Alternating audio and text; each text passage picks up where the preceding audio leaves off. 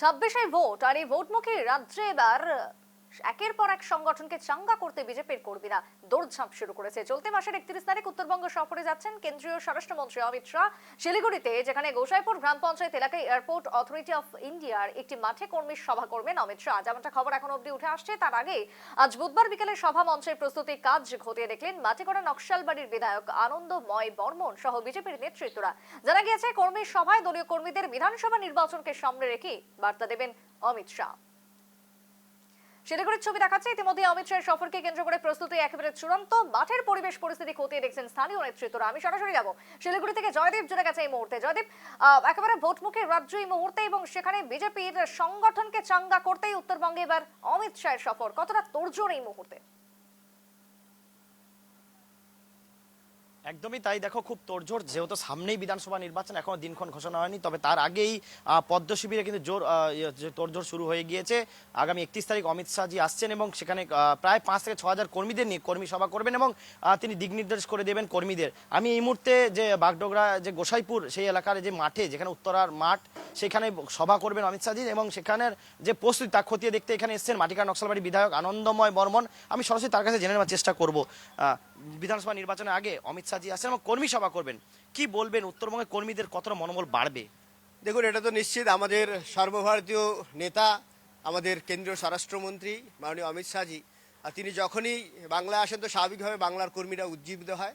এবং এখানটাতেও আমাদের এই মাটিকড়া নকশালবাড়ি বিধানসভাতে যে বাগডোগরা গোসাইপুর আছে তার উত্তরার মাঠ, এখানটায় তিনি আগামী 31 তারিখে আসবেন এবং নিশ্চিতভাবে তিনি আসা মানেই বাংলায় যেমন বিজেপির কর্মীরা চাঙ্গা হবে, উজ্জীবিত হবে, তেমনি তার বিপরীতে এখানকার যে শাসক তৃণমূল কংগ্রেসের মুখ্যমন্ত্রী মমতা ব্যানার্জি এবং অভিষেক ব্যানার্জি, তারাও কিন্তু তিনি আসা মানেই তারা অনেকটা ভয়ভীত হন, তারা সন্ত্রস্ত থাকেন। তো স্বাভাবিকভাবে এখানটা বিজেপি কর্মীরা উজ্জীবিত হবে, চাঙ্গা হবে।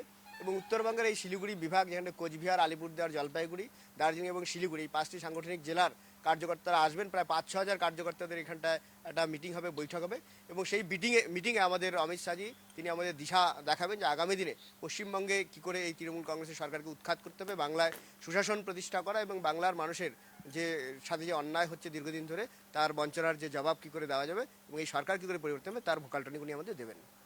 তাই ইতিমধ্যে সেই প্রস্তুতি কিন্তু জোর কদমে শুরু হয়ে গেছে। প্রবীর কাবলি একবার ছবি সেই দেখিয়ে দিতে, যে এই মাঠেই কিন্তু সভা করবেন, এয়ারপোর্ট অথরিটি অফ ইন্ডিয়ার মাঠ, এখানে কিন্তু সভা করার কথা রয়েছে এবং ইতিমধ্যে জোর কদমে প্রস্তুতি কিন্তু চলছে।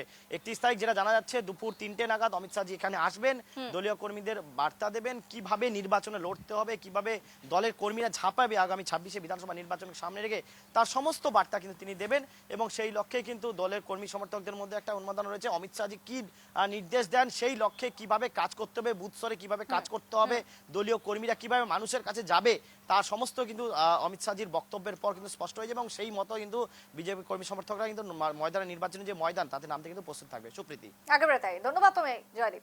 এই মুহূর্তে 26-এর ভোটকে সামনে রেখে অমিত শাহের উত্তরবঙ্গ সফর এবং বঙ্গতে পদ্মফুল ফোটানোর যে তোড়জোড় চলছে, সেই তোড়জোড় শুরু একেবারে উত্তরবঙ্গ থেকে। তুলে ধরল জয়দীপ সেই ছবি।